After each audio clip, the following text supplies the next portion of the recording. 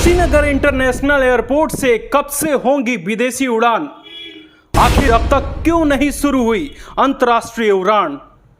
कब होगा कुशीनगर से विदेश जाने का सपना पूरा? ये सवाल ऐसे हैं जिसका जवाब कुशीनगर का हर एक शख्स जानना चाहता है, और जानना चाहे भी क्यों ना। इतने सालों के इंतजार के बाद कुशीनगर इंटरनेशनल एयरपोर्ट से उड़ानें भरनी शुरू हुई है। तो चलिए आपके इन सभी सवालों का जवाब आपको बताते हैं। दरअसल जिले के अंतर्राष्ट्रीय एयरपोर्ट से जल्द ही अंतर्राष्ट्रीय उड़ानें शुरू होंगी। इसके अलावा मुंबई और जम्मू के लिए भी विमान सेवा मिलने की उम्मीदें हैं।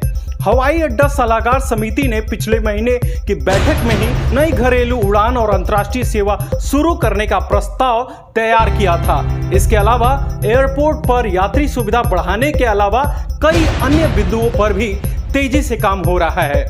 कुशीनगर के सांसद विजय दुबे के माध्यम से नागर विमान मंत्रालय में इस संबंध में प्रस्ताव रखा जाएगा।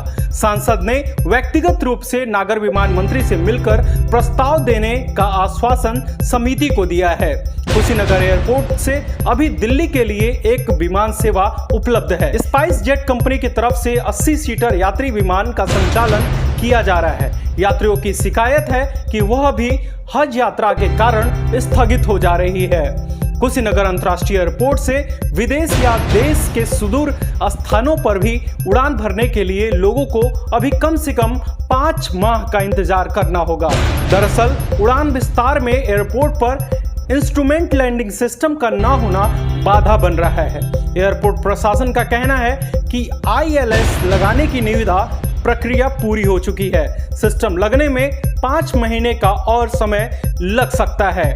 Airport authority of India system लगाने के लिए 10 करोड़ रुपए खर्च कर रही है। इस सिस्टम के लगने के बाद से जहाज कोहरे व बारिश के दौरान न्यूनतम दृश्यता में भी और ऑटो मोड में भी रनवे पर लैंड व टेक ऑफ कर सकेंगे। 20 अक्टूबर 2021 को एयरपोर्ट पर आए नागर विमानन मंत्री ज्योतिराज सिंधिया के नेतृत्व में 27 अक्टूबर को एयरपोर्ट पर ILS सर्वे की टीम दिल्ली से आई थी।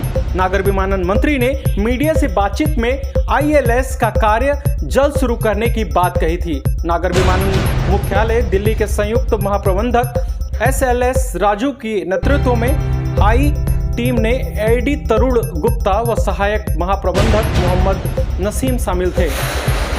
इस टीम ने एयरपोर्ट पर ILS के popular very high frequency omni range, localizer, glider path आदि लगाए जाने का सर्वे कर अपनी रिपोर्ट मुख्यालय को दी थी।